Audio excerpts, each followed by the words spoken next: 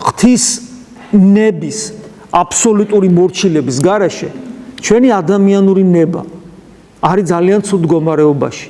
იმიტომ რომ ფაქტობრივად ის არის დაცემული ბუნების რეალიზატორი, შეიძლება ესე ითქვას.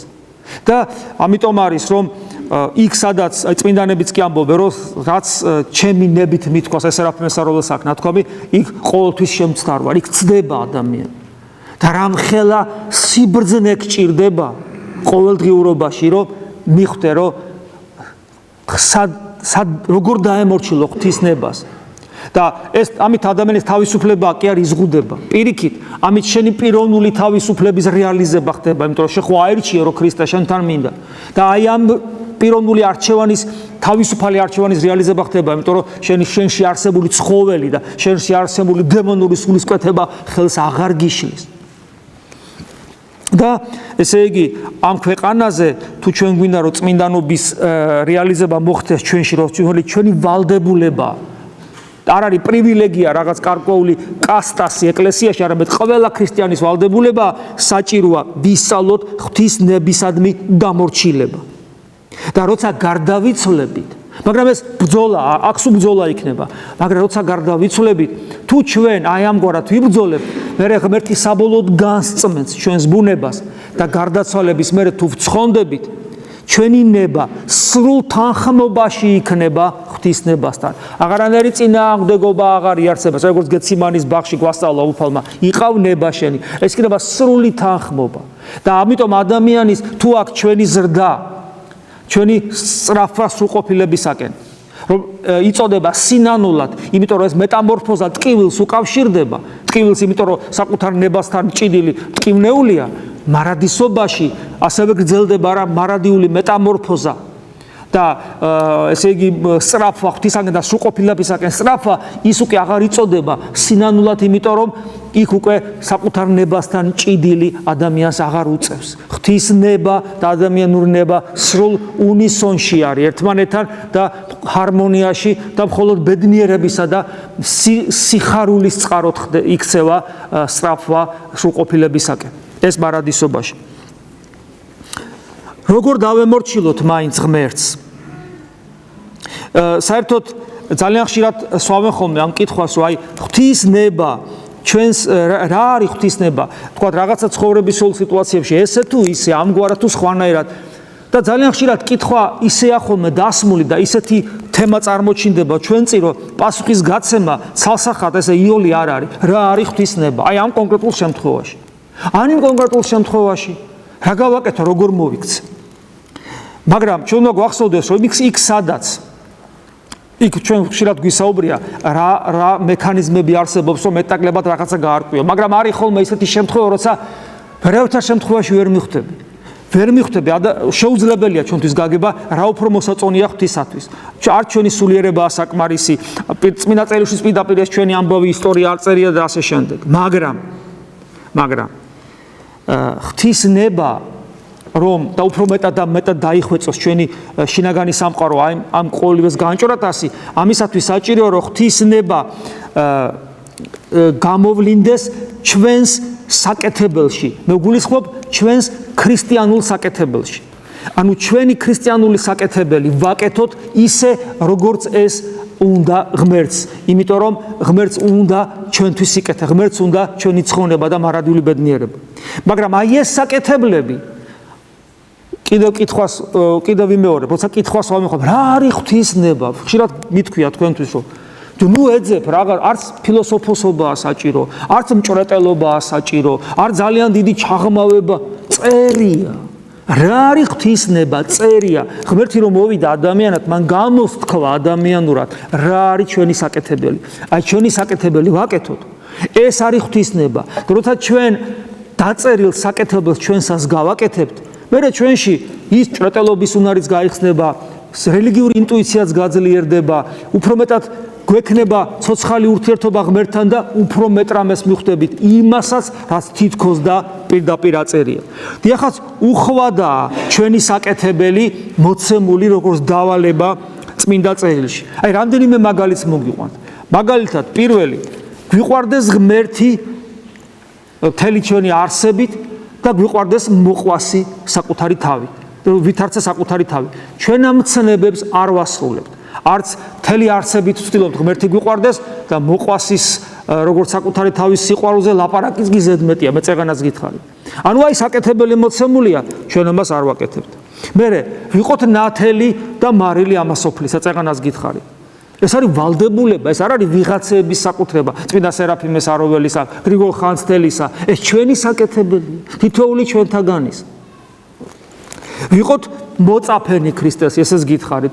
არა ქრისტიანი, აი მე ვარ ქრისტიანი, ქრისტიანი, ეს ისეთი სიტყვა, რომელსაც ყველა უწმუნოც კი ესე იგი იარლიყათ მიიწებებს. ქრისტეს მოწაფე, ვინც დადო სული თვისი, ჩემთვის გინდა სახარებისათვის, გახსოვთ უფლის სიტყვები. სახარებისათვის რატო ვითომ? უფლისათვის საკმარისი არ არის?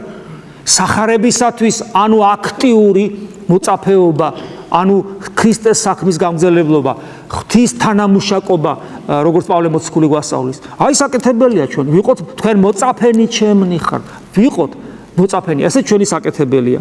ვეძებოთ სასუფეველი გულში და ერთმანეთს შორის. აჰა, სასუფეველი თქვენ შორისაა, უფალი ამბობს.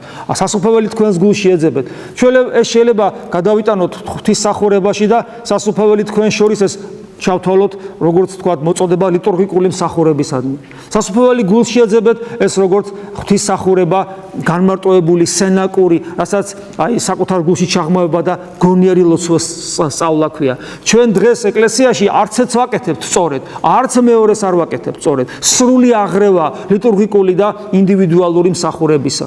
სრული აღრევა, ანუ სრული აღრევა სასუფევლის ძიებისა ჩვენ შორის და სასუფევლის ძიება საკუთარ გულში. ან ვერ გაგება ამისი, ვერ გაგება ნიშნავს, რომ არ ვაკეთებთ ნიშნავს, ანუ საკუთარ საქმეს არ ვაკეთებთ, ღმერთთან კავშირი არ აგვაქვს, იმიტომ რომ ჩვენ ღმერთი შეგვიძლია ვიპოვოთ ლიტურგიკულ მსახურებაში და ღმერთი შეგვიძლია ვიპოვოთ საკუთარ გულში. როცა არც ერთია სწორად გაკეთებული და არც მეორე, კითხვა მაქვს და სად უნდა ვიპოვოთ ღმერთი?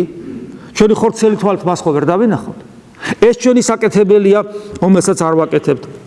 მერე ასევე ჩვენი საკეთებელი მოვიძიოთ ჩვენში არსებული ცოცხალი წყალი, ხო, როგორც ივანე მახარებელთან ორ ადგილას გვასწავლის უფალი, რომ ესე იგი ჩვენს გულში უნდა იყოს წყარო ცოცხალი წყლისა, საიდანაც მიედინებიან მდინარენი მარადიული სიცოცხლისკენ. კვლავ მოწოდება შინაგანი ცხოვრებისაკენ, კვლავ მოწოდება გონიერი ლოცვისაკენ, საკუთარ თავში ჩაღმავებისაკენ. დღემდე არსებობენ საქართველოში მონოზვნები, რომლებიც ამბობენ კატეგორიულად, რომ არ შეიძლება გულში ჩასვლა და გონიერი ლოცვის სწავლა და მიზეზი ხიბლი იცისო. მაშინ როდესაც ყველა წმინდა მამა ამბობს პირიქით, რომ ხიბლის წყარო არის გარეგანი ეკლესიური ცხოვრება თუ ის შინაგანისაგან განცალკევებით არსებობს.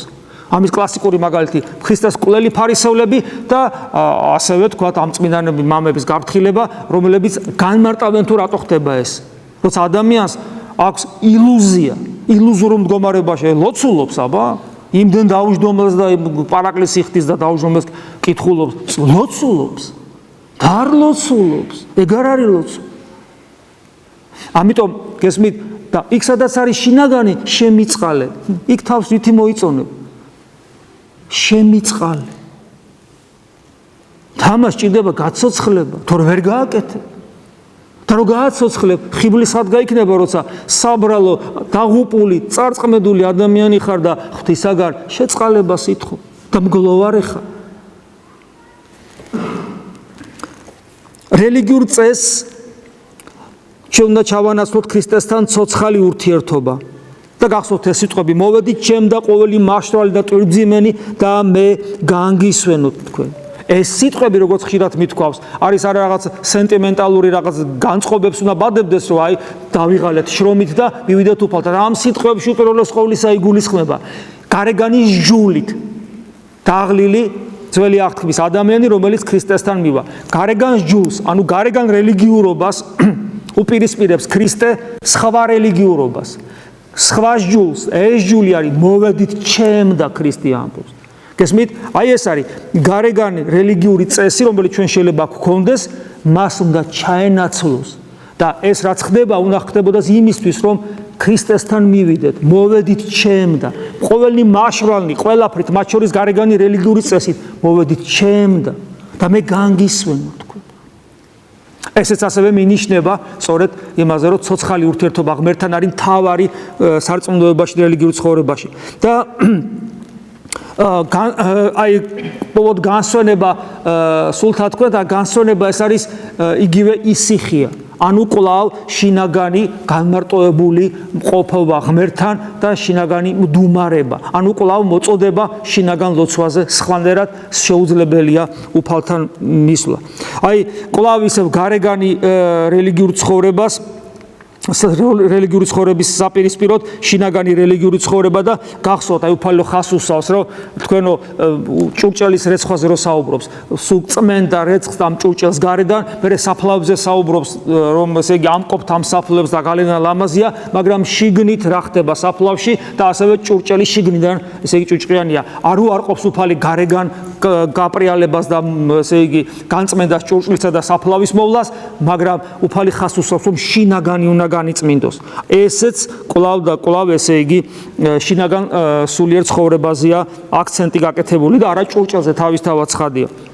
და კვლავ გონიერ ლოცვაზე საუბრობს უფალი ლოცვა გვეუბნება რომ სიმბოლურად თუცა საუბრობს რომ სანთელი გვამისა არის თვალი და შემდეგ კონტექსტი ისე გრძელდება რომ საუბარია რომ მიხვდებით რომ საუბარია არა ფიზიკურ თვალზე არამედ გონების თვალზე.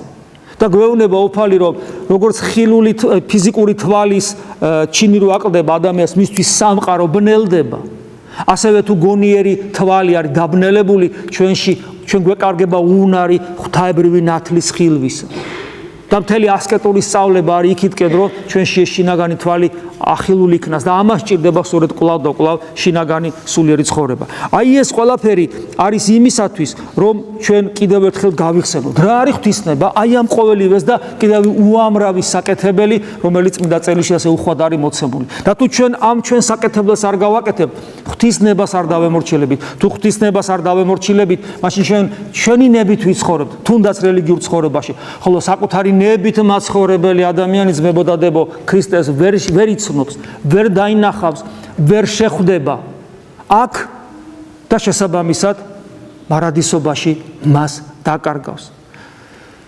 მაგრამ ჩვენ აქ იმიტომ ვართ და იმიტომ საუბრობთ ამ თემებზე, რომ ეს ყველაფერი ცუდი არ მოხდეს ჩვენში, მუიყოფინ როგორც გვასწავლიან წმინდა მამები, არამედ აქ ვართ იმიტომ, რომ პირიქით ყველაფერი გავაკეთოთ ისე, როგორც საჭიროა. ანუ ვიცხოვროთ სწორად, ვიცხოვროთ შინაგანი სულიერი ცხოვრებით. ვისწავლოთ ღვთის ნების გამოძიება წმინდა წერილიდან და მისი მორჩილება. ვისწავლოთ ღვთის ერთგულება მთელი ჩვენი არსებით და ვისწავლოთ მოყვასის სიყვარული როგორც საკუთარი თავი. და ამის შედეგად მივიღებთ შედეგს ჩვენ აქვე ამ სოფელში ვიცნობთ და შემდგომში შევხვდებით ღმერთს და მარადისობაში კი მასთან ერთად ვიქნებით როგორც ცხოვარნი ჩვენთვის გამზადებულ იმ ადგილას, რომელსაც მარადიული სიხარული და სასუფეველი ქვია.